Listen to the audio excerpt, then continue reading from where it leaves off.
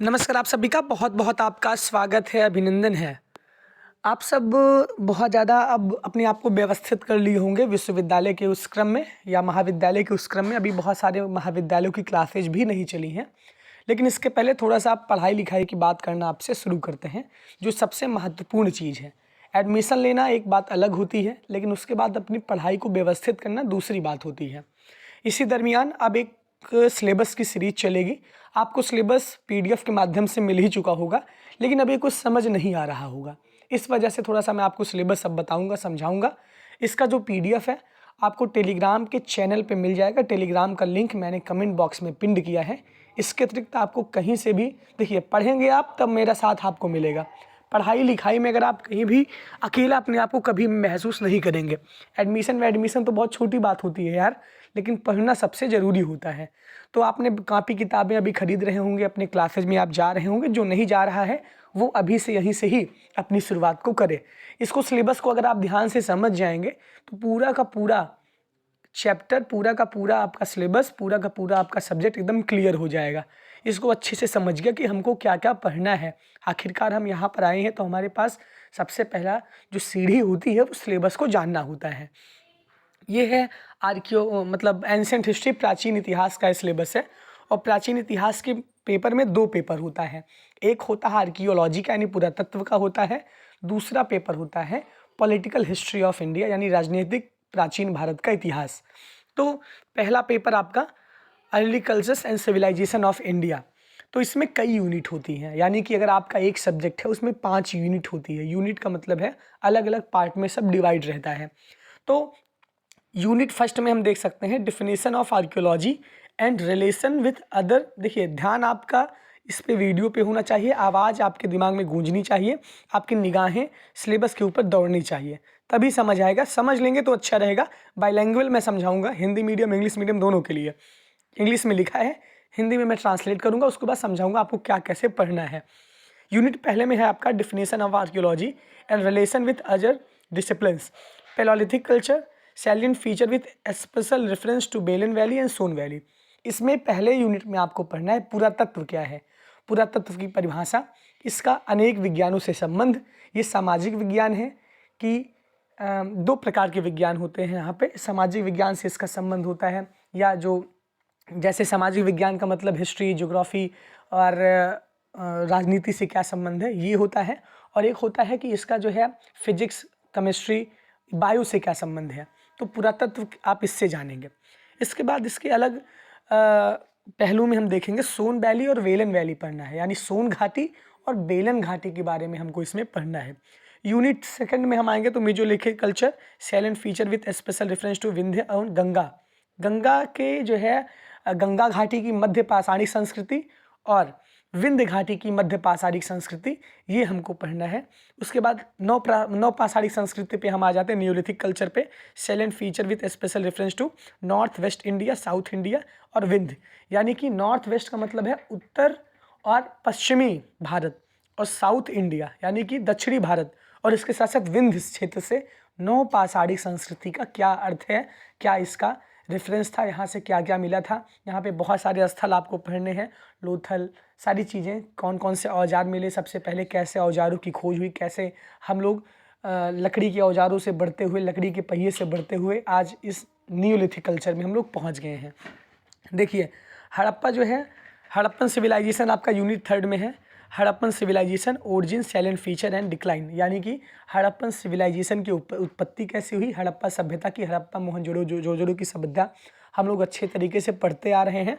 इसके साथ साथ ओरिजिन इसका क्या है, यानी उत्पत्ति कैसी हुई, सैलिएंट फीचर क्या है, यानी यहाँ की संस्कृति कैसी थी, यहाँ की सड़कें कैसी थी, यहाँ का रहन सहन कैसा था। और आखिरी में हम पढ़ते हैं कि इसका पतन क्यों हुआ आखिरकार, जब इतनी अच्छी संस्कृति थी, इतनी जो है भारत की एक बड़ी विरासत थी, बहुत पूरा पाषाण काल में ये संस्कृति थी, तो इसका पतन कैसे हुआ, ये कैसे डिक्लाइन हुआ। तो बहुत सारे विद्वानों ने इसमें अपना तर्क दिया है। कहीं बाढ़ आने से, बहुत लोगों ने कहा चेचक फैल जाने से, बहुत लोगों ने कहा कि जलवायु परिवर्तन होने से, तो ये सारी बातें थी। बहुत लोगों ने कहा युद्ध से। तो अलग अलग लेखकों के आप विचार पढ़ेंगे। तो यहाँ पे यूनिट थर्ड में आपको ये पढ़ना है। यूनिट फोर्थ में ये कांस्य युगीन सभ्यता थी, आपको पता होगा, यानी कि कांसे का तब समय चल रहा था। यूनिट 4 में आप चालकोलिथिक कल्चर पढ़ेंगे। इसमें आपको कायथा संस्कृति पढ़नी है, आहार संस्कृति यानी आहार कल्चर, मालवा कल्चर और जोरवे कल्चर और कॉपर हॉर्स पढ़ना है आपको। तो यहाँ पे आपको 4 संस्कृतियाँ पढ़नी है और आपको ये भी पता होना चाहिए कि इन 4 संस्कृतियों में 2 संस्कृतियाँ आपके पेपर में पूछी जाएंगी। देखिए पेपर की आप चिंता पहली बात तो करिए ही ना, जब तक हम हैं तब तक आपको परेशान नहीं होना है। यूनिट 5 है आयरन स्टेज यानी लोहे का युग, और इसमें दूसरे पार्ट में आपको पढ़ना है कि जो साइट्स है यानी कि भगवानपुरा से क्या मिला है, अतरंजी खेड़ा से क्या मिला है, हस्तिनापुर से कौसाम्बी से क्या मिला है। इसमें से भी 2 सवाल आपकी परीक्षा में सीधे पूछे जाते हैं। पूरा पेपर में आपको बता दूंगा, परेशान नहीं होना है, पहले ही आपको गेस करके मैं दे दूंगा। ये आपका यूनिट यानी कि 5वीं यूनिट हो गई और ये पहले पेपर का जो है डिस्कशन हो गया कि पहले पेपर में क्या क्या आपको पढ़ना है। पेपर सेकेंड बहुत आसान है।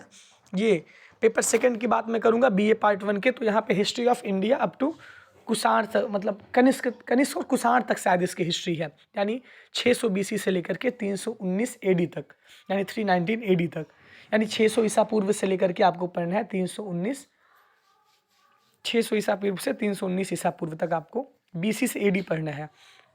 तो यहाँ पे हम बात करते हैं सबसे पहले sources Indian and foreign archaeological. यहाँ पे क्या मिलता है, हम अगर इतिहास हम पढ़ते हैं तो हमको जानने के साहित्यिक स्रोत क्या हैं और पुरातात्विक स्रोत क्या हैं। तो ये पहले यूनिट में आपको सिर्फ पढ़ना है।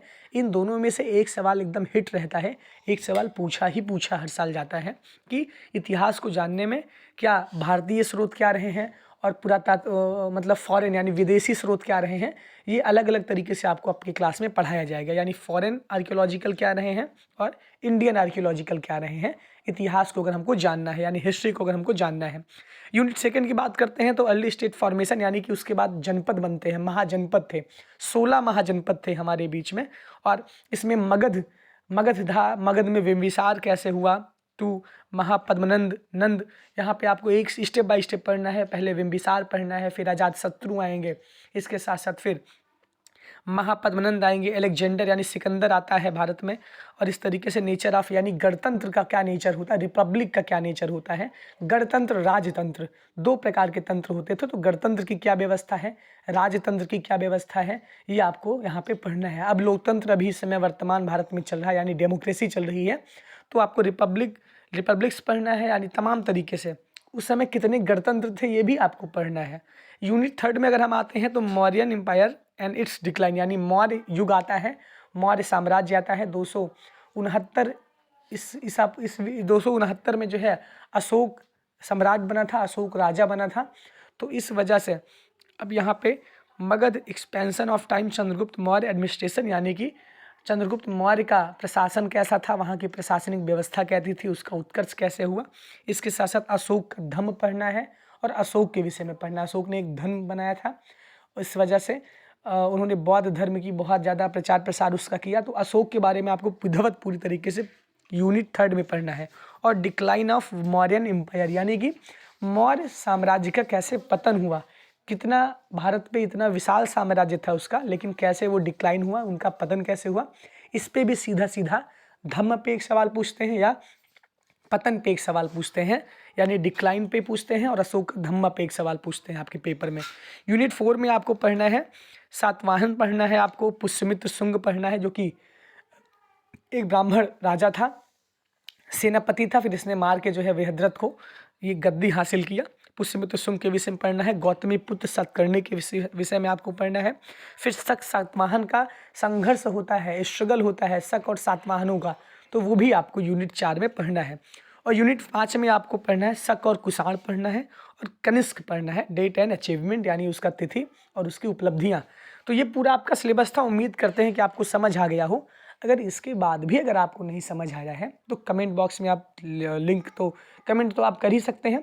पढ़ाई पे विशेष ध्यान रखिए। बहुत ज़्यादा अगर फैंटम वैंटम बनेंगे तो फिर लटक जाएंगे बहुत आसानी से। बहुत लोग लटके हुए हैं यहाँ पे, फर्स्ट ईयर में बहुत बच्चे फेल होते हैं अगर नहीं पढ़ेंगे तो। पास होने वाले अच्छा करते हैं।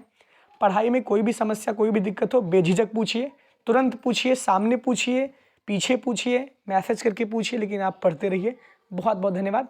ये एक्सपेरिमेंट कैसा लगा, ये एक नई पहल है। ऐसे ही हर एक विषय का सिलेबस आपको समझाया जाएगा। उम्मीद करेंगे कि कुछ और बेहतर हम आपको प्रदान कर सकें। बहुत बहुत धन्यवाद। बहुत बहुत आभार। इसका PDF टेलीग्राम लिंक पे उपलब्ध है। बाकी जुड़े रहिए लगातार।